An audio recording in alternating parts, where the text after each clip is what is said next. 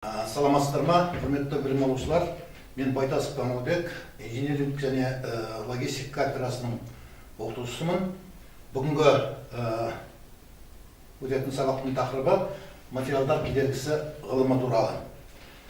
Енді табиғатта кездесетін немесе жасанды материалдардың өздеріне тән физикалық қасиеттері бар. Мысалы, беріктік, қаттылық, морттық, созымдылық деген сияқты. Енді осы материалдан жасалған бұйымдарды біз қиратуға немесе геометриялық пішіндерін өзгертуге әрекет етіп көретін болсақ, олар бірден сынып немесе геометриялық пішінін өзгерте алмайды, өзгертпейді. Оның үстіне бұл материалдар сол геометриялық пішінін сақтауға немесе сыртқы әсерге қарсыласуға жұмыс жасап, басқаша айтқанда сынуға немесе геометриялық пішінін өзгертуге кедергі жасайды. Материалдар кедергісі пәнінің терминді осы тұрғыдан түсіну қажет. Енді инженердің негізгі мақсаты конструкцияның немесе оның элементтерінің берік, арзан, төзімді және сенімді болуын қамтамасыз ету. Ол үшін жаңағы осы конструкцияға жасалатын материалдардың сыртқы әсерге қарсыласуын немесе кедергі жасай алатын, қанша салмақты көтере алатын зерттеу, білу осы мақсатқа жетудің жолы деп түсіну қажет.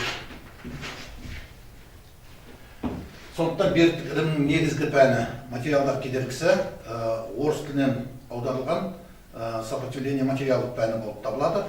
Өз кезегінде орыс ғалымдары бұл терминді француз тілінен қабылдаған. Енді беріктік іліміне сүйенетін пәндер туралы, беріктік ілімін оқытатын және зерттейтін салалар туралы, беріктік ілімін пайдаланатын және оны өндірісте қолданатын салалар туралы мәліметтер мынау кестеде берілген.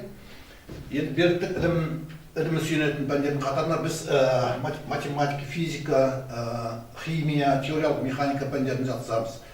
Ал енді беріктік ілімі оқылатын пәндер қатарына материалдар кедергісі, құрылыс механикасы, қолданбалы механика, ғимараттардың динамикасы және орнықтылығы деген пәндерді тағы басқа пәндерді жатқызамыз. Ал енді беріктік ілімін пайдаланатын ғылым салалары немесе өндіріс салаларына машина тану және машина жасау, құрылыс, тағы басқа салаларды жатқызуға болады.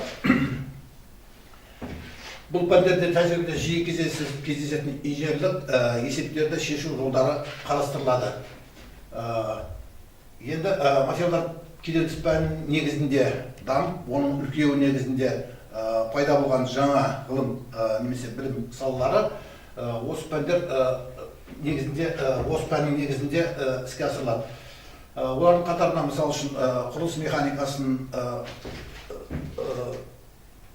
зымырандар механикасы, самолет жасау механикасы, кеме жасау механикасы деген пәндерді жатқызуға болады. Әрине, енді осы ғылым салаларының даму негізінде алынған жаңа жаңалықтар, есеп шешу жолдары материалдар кедергісі сала пәнінде де және басқа салаларда да қолданыс табады. Сондықтан материалдар кедергісі пәні жоғарғы оқу орындарында негізгі пәндердің қатарында саналады.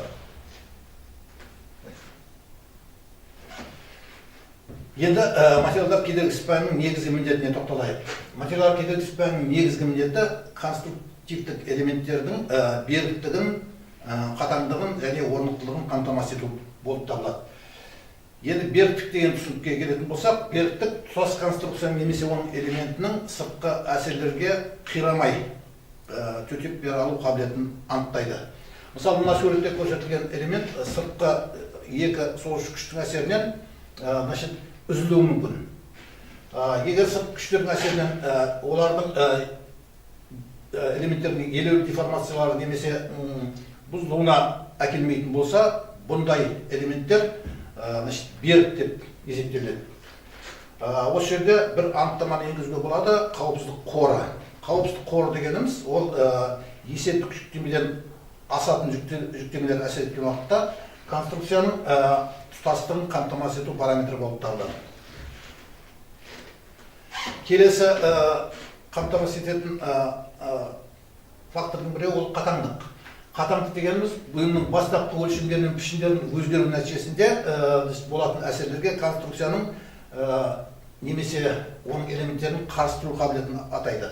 Мына суретте элемент майысқан элемент, осы майысқан жағдайда конструкцияның немесе осы элементтің сыртқы әсерге қарсы тұру қабілетін біз қатаңдық деп атаймыз.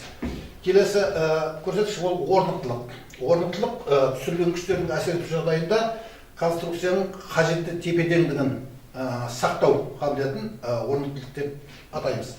Мысалы, ұзын стержень элемент, конструкция элементі колонна түріндегі.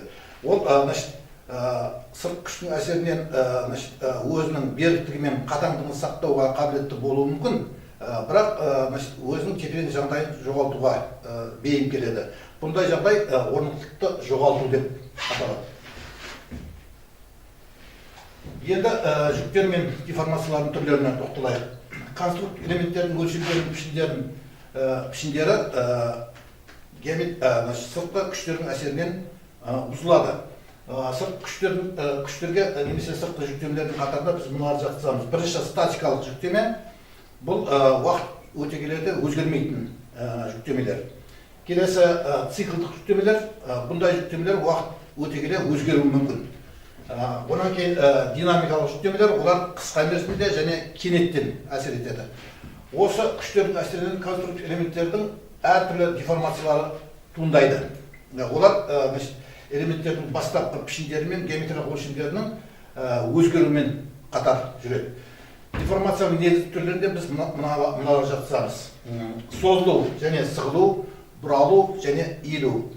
Бұл деформацияларды материалдар кедергісі пәнінде қарапайым деформациялар деп атайды.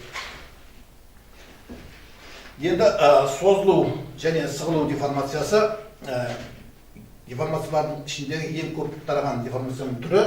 Олар брустың шеттеріне түскен күштердің бағытына байланысты анықталады. Егер де брусқа бір-біріне қарама-қарсы бағытталған күштер әсер ететін болса, бұндай брус элемент сығылуға жұмыс жасайды.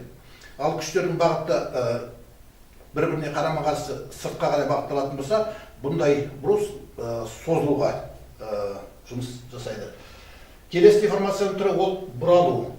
Бұл стерженнің көлденең қималарында бір-біріне қатысты бұрау кезінде пайда болатын деформация. Бұндай деформацияға жұмыс жасайтын брустарды білік деп атайды. Енді бұл деформация біліктің көлденең қимасында пайда болатын ішкі күш бұраушы моменттің әсерінен пайда болады. Бұраушы моменттер брустың немесе біліктің бойлық осіне көлденең жазықтықта әсер ететін ішкі күштік фактор болып табылады. Келесі деформацияның түрі ол иілу. Иілу деформациясы элементтің бойлық осының майысуына әкеліп соғатын деформацияның түрі. Әрбір конструктив элемент белгілі бір дәрежеде деформацияның ос түрін тудыратын күштердің әсеріне ұшырайды.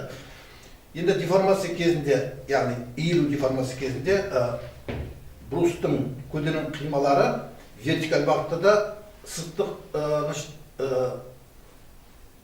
орын ауыстыруы мүмкін. Сонымен қатар көлденең қималары бұрыштық орын ауыстыруға ұшырайды. Енді конструктив элементтер туралы қысқаша атап өтейік. Материалдар кедергісі аясында барлық есептеу әдістері және негізгі заңдарды қарастыру нақты конструкцияны емес, оның элементтерінің есептік мысалдарында іске асырылады.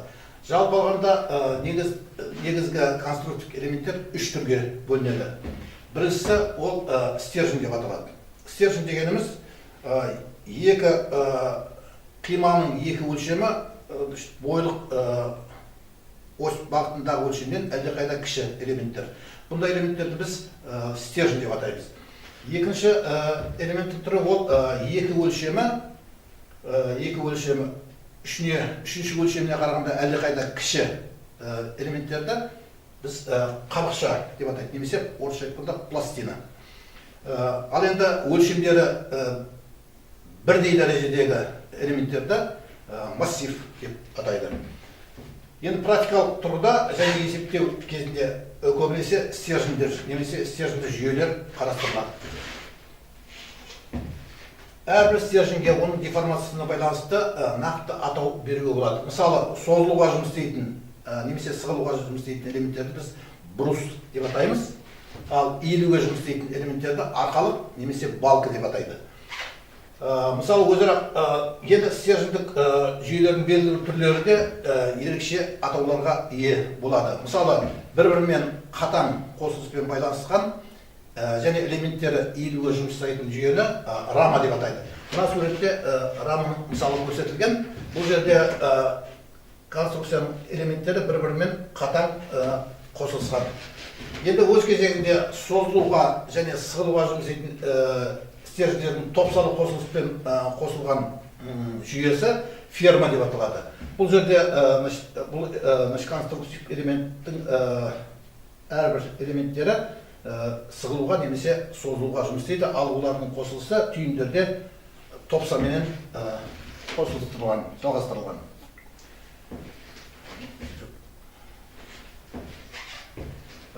Мінекей бүгін біз материалдар кедергісі пәні бойынша жалпы шолу жасадық. Енді осы пәнді оқып үйрену үшін келесі слайдта ұсынылатын әдебиеттердің тізімі берілген. Осымен бүгінгі сабақты аяқтаймыз. Назар қойып тыңдағандарыңызға рахмет.